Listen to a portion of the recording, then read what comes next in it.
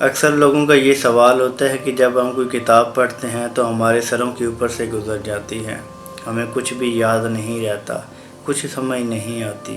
اسی طرح کا ایک مکالمہ شیخ سلمان الدوان نے اپنی کتاب زندانہ میں لکھتے ہیں کہ میں نے اپنے استاد محترم سے سوال کیا کہ میں جو بھی کتاب پڑھتا ہوں مجھے یاد نہیں رہتی، مجھے کچھ بھی حاصل نہیں ہوتا۔ تو شیخ صاحب نے مجھے ایک کھجور عطا کی، کہا کہ اسے کھا لو۔ میں نے جب اسے کھا لیا تو کہنے لگے کیا تم بڑے ہو گئے ہو؟ میں نے کہا نہیں۔ کہتے ہیں اگرچہ اس کھجور کے کھانے سے تم بڑے نہیں ہوئے، لیکن اس کا کچھ حصہ تمہارا گوشت بنا، کچھ ہڈیاں، کچھ مسام، کچھ دوسرے اسباب، کچھ دماغ کا حصہ بنا، کچھ نے توانائی دی، کچھ نے ناخن، کچھ بال وغیرہ وغیرہ۔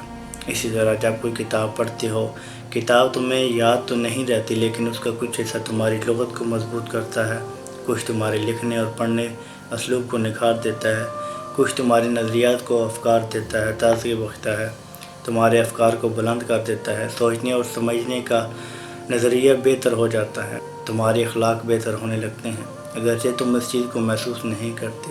اسی طرح کا سوال ایک مرتبہ حضرت علامہ اقبال کے دوست پروفیسر سلیم چشتی صاحب نے دبی آواز میں آپ سے پوچھا کہ آپ کی پیام اسرار میں نے کئی مرتبہ پڑھنے کی کوشش کی، لیکن پہلا ہی باب پڑھا مجھے کچھ سمجھ نہیں آیا، اس لیے میں نے بند کر دی۔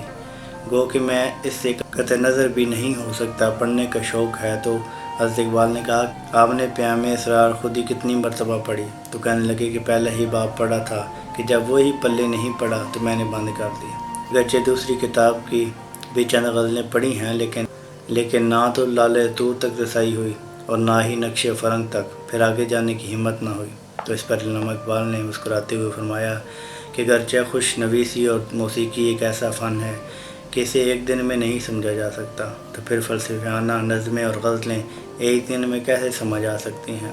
الفارابی نے ارسطو کی مبادئ طبیعت کو کئی سالوں تک مسلسل پڑھا تھا، تب جا کے کچھ حاصل ہوا تھا۔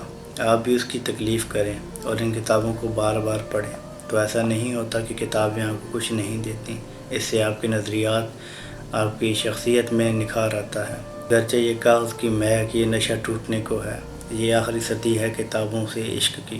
آج کل کتاب دوست لوگ بہت کم رہ گئے ہیں۔ مستنصر حسین تار صاحب کہتے ہیں کہ اگر آپ کو کتابوں سے خوشبو نہیں آتی تو آپ زندگی کی مہک سے بھی ناواقف ہیں۔ حضرت اقبال کہتے ہیں کہ تجھے کتاب سے ممکن نہیں فراغ، کہ تم کتاب خواہ ہے مگر صاحب کتاب نہیں۔ کتابیں آپ کو بہت عظیم انسان بنا دیتی ہیں، اس لیے شوق رکھیں، مطالعہ کیا کریں۔ جزاکم اللہ خیر، سلام پہنچے۔